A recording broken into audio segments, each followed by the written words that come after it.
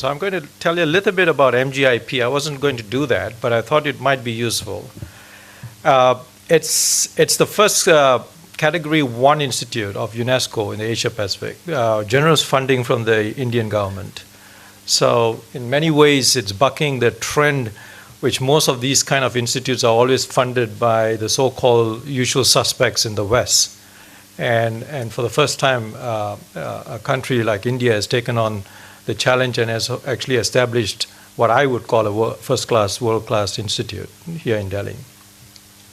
What makes us very different is that we tend to really focus, and that's why I would say why we've been so actively involved in this particular initiative, because one always asks, why are you here?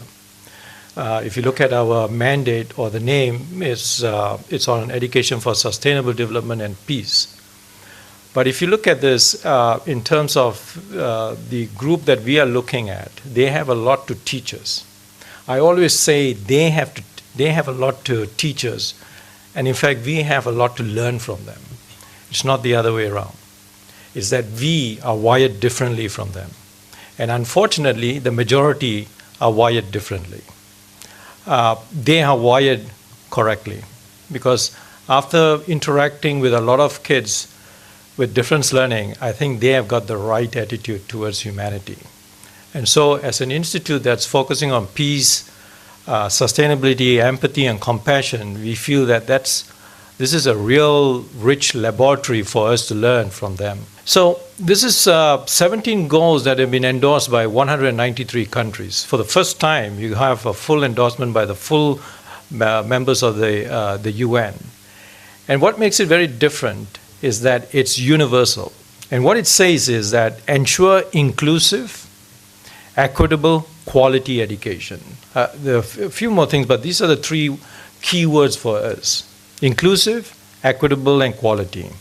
And then the target by 2030, ensure that all girls and boys complete free, equitable, and quality primary and secondary education, leading to relevant and effective learning outcomes. Data tells us 1 in every 6 to 1 in every 10, so that's the range, of us have some form of difference learning.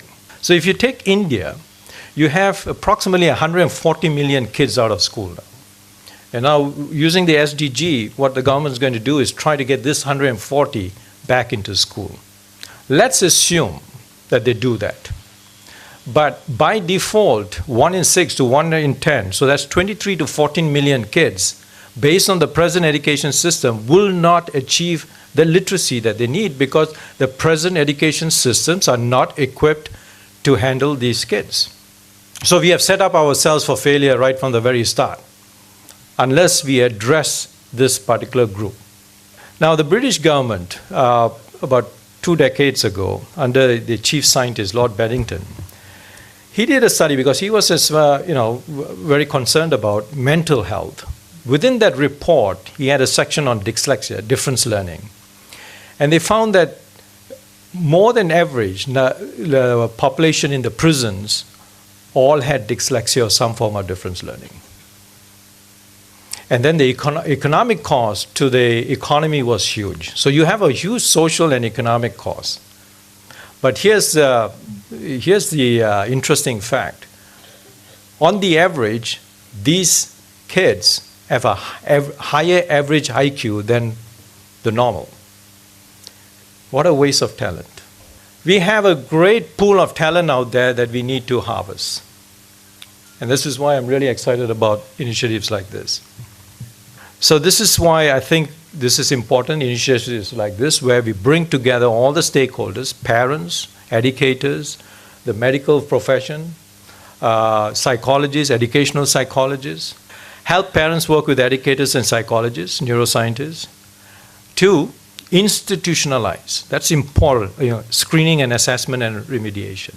If you do nothing, huge social and economic costs. The second is, if we do something about it, we get a double whammy. And what is that double whammy? It improves the educational outcomes for all.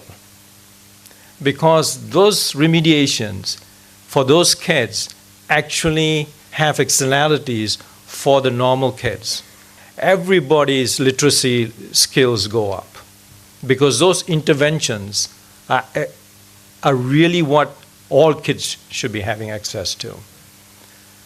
Thank you very much.